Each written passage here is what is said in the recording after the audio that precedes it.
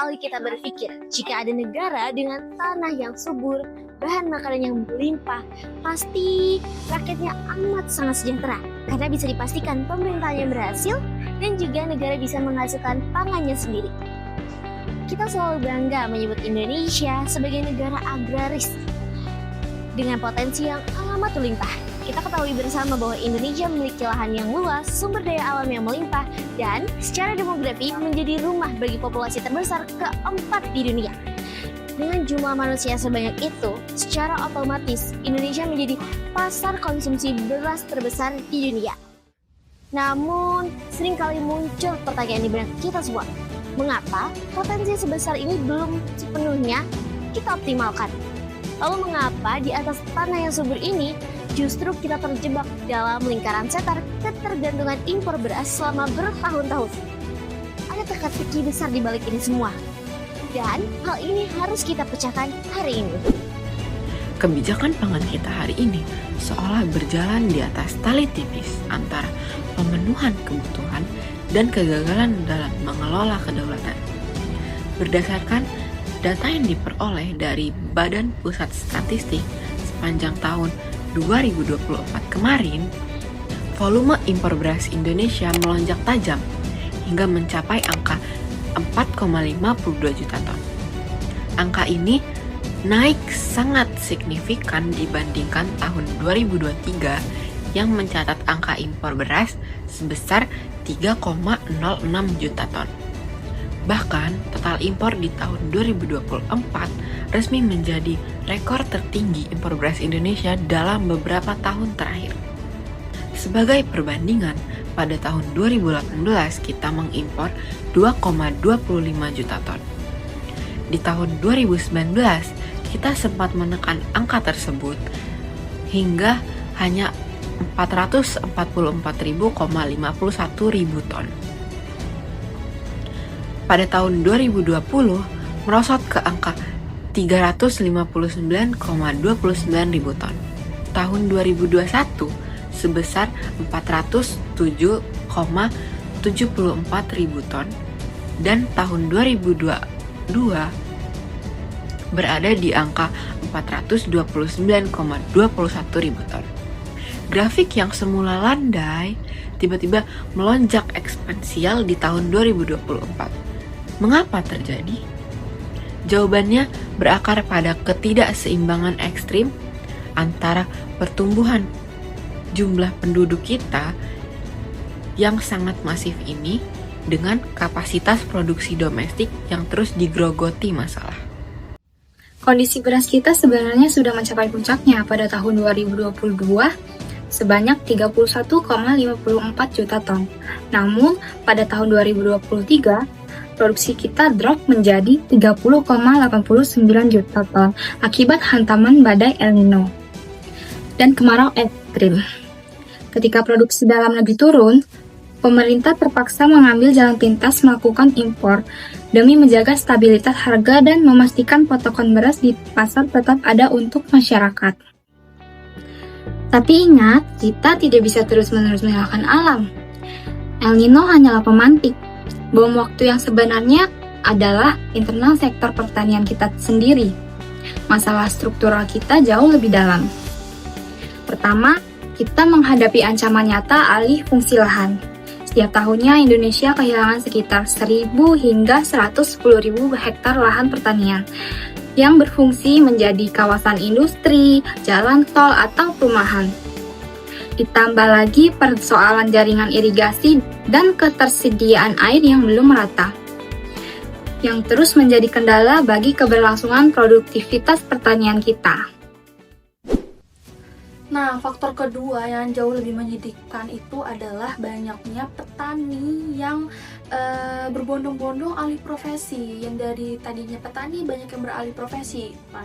Nah, karena kesejahteraan mereka ini merasa mereka kesejahteraannya tuh tidak terjamin. Terus berdasarkan grafik nilai tukar petani tanaman pangan dari BPS, naik turunnya kesejahteraan petani itu sangat dipengaruhi oleh mahalnya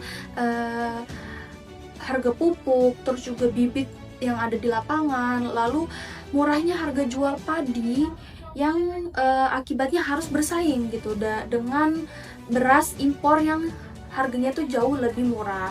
Akhirnya banyak petani yang merasa frustasi sehingga menjual lahannya, terus juga pada pengusaha-pengusaha.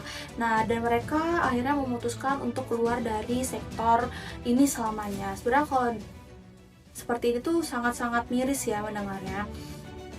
Kondisi inilah yang membuat kebijakan impor layaknya pisau bermata dua gitu. Di satu sisi dalam jangka pendek impor ini tuh ngebantu banget buat jaga stabilitas harga pangan saat musim kayak inflasi nasional, kayak musim-musim paceklik gitu. Nah, terus juga kita harus memastikan Bulog ini memiliki stok cadangan beras pemerintah untuk mengantisipasi krisis pangan atau bencana alam sehingga daya beli masyarakat miskin ini lebih tetap dijaga gitu loh, lebih tetap terjaga. Nah, namun di sisi lain dampak negatifnya itu jangka panjangnya sangat mengkhawatirkan bagi kedaulatan kita gitu kan. Impor yang berlebihan menekan harga global, terus merugikan petani domestik dan menghambat pertumbuhan sektor pertanian. Nah, dan menguras habis devisa negara. Jadi banyak banget ya dampak-dampak negatifnya seperti itu. Ketergantungan pangan membuat Indonesia rentan terhadap ancaman non-militer. Kayak sumber pangan ini harus diposisikan sebagai bagian internal dari pertahanan negara. Melihat resiko geopolitik tersebut, Indonesia tidak bisa menutup mata bahwa kita masih bergantung pada beberapa negara pemasok utama di Asia. Yang apabila mereka membatasi ekspor akibat krisis internal, kita bisa kolaps seketika. Oleh karena itu, manajemen risiko melalui diplomasi regional menjadi strategi kita saat ini. Indonesia secara sadar mempererat kemitraan strategis dengan Thailand dan Vietnam di bawah payung organisasi ASEAN. Mengapa kedua negara ini? Alasan pertama, Thailand dan Vietnam adalah lumbung padi Asia Tenggara yang memiliki kapasitas produksi yang andal atau reliable saat pasokan domestik kita terganggu faktor iklim. Kedua, secara logistik, pengiriman dari pelabuhan Thailand atau Vietnam ke Indonesia itu memakan waktu yang jauh lebih singkat dibandingkan jika kita mengimpor dari India atau Amerika Selatan. Keuntungan ekonomi kebijakan ini diwadahi oleh ASEAN melalui ASEAN Trade in a Goods Agreement atau yang kita kenal sebagai A3, di mana tarif biaya masuk antar sesama anggota ASEAN dipangkas hingga menjadi 0 sampai 5% saja. Ini tentu membuat harga beras impor dari sana jauh lebih kompetitif secara ekonomi. Selain itu, ASEAN juga memiliki sistem jaring pengaman bernama ASEAN Plus 3 Emergency Receivers. Sistem ini merupakan komitmen kolektif di mana negara anggota, termasuk eksportir besar seperti Thailand dan juga Vietnam, wajib menyokong cadangan beras darurat mereka untuk memberikan bantuan cepat bagi negara anggota yang tengah dilanda bencana alam atau krisis pangan akut. Perlu kita ketahui bersama bahwa kerjasama regional di bawah ASEAN ini hanyalah bumper atau bantalan darurat kita. Kita tidak boleh selamanya mengandalkan hal ini semata.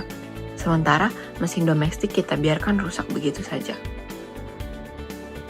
Untuk keluar dari lingkaran ketergantungan impor ini, solusi jangka panjangnya adalah modernisasi pertanian domestik dan penetrasi pasar premium. Kita harus mulai menerapkan smart farming dan teknologi digital secara masif di tanah air. Petani-petani kita harus difasilitasi dengan 3 pilar teknologi. Yang pertama, aplikasi pertanian pintar dan sensor tanah untuk efisiensi pemupukan yang presisi. Yang kedua, sistem pemantauan cuaca berbasis AI untuk mengantisipasi anomali iklim ekstrim seperti El Nino agar tidak terjadi gagal panen. Yang ketiga ada pemanfaatan drone untuk pemetaan lahan dan penyemprotan yang presisi guna menghemat biaya produksi, sehingga nilai NTPP petani kita naik dan kesejahteraan mereka terjamin. Di samping itu, kita harus membagi strategi komoditas kita dengan cerdas. Untuk beras umum atau medium, fokus kita memang harus mutlak untuk pemenuhan kebutuhan dalam negeri. Namun, untuk strategi ekspor, kita harus bergeser ke komoditas bernilai tinggi atau niche market.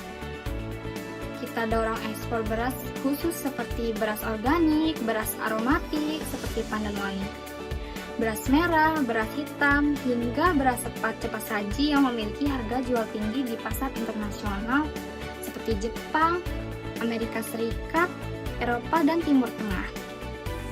Tugas kita sebagai pemerintah adalah melakukan diplomasi perdagangan untuk mempermudah standarisasi dan sertifikasi internasional bagi ekspor lokal kita.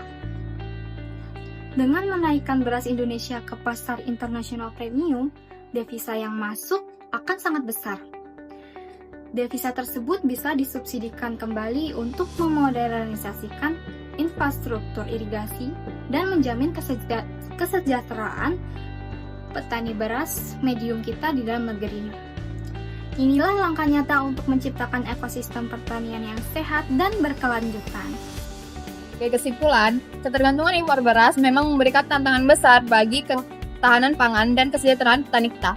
Namun, di tengah keterbatasan domestik akibat faktor iklim dan konversi lahan, langkah taktis berupa kerjasama impor dengan Thailand dan Vietnam di bawah payung ASEAN hadir sebagai jangka pengaman yang krusial. Sebagai bahan pangan pokok, kepastian pasokan pangan hasil diplomasi ini berdampak langsung pada 3 sektor utama stabilitas nasional kita. Yang pertama, sektor ekonomi, mampu menekan inflasi dan menjaga daya beli masyarakat. Yang kedua, sektor sosial, mampu mencegah keresahan atau kepanikan massal akibat kelangkaan pangan di pasar.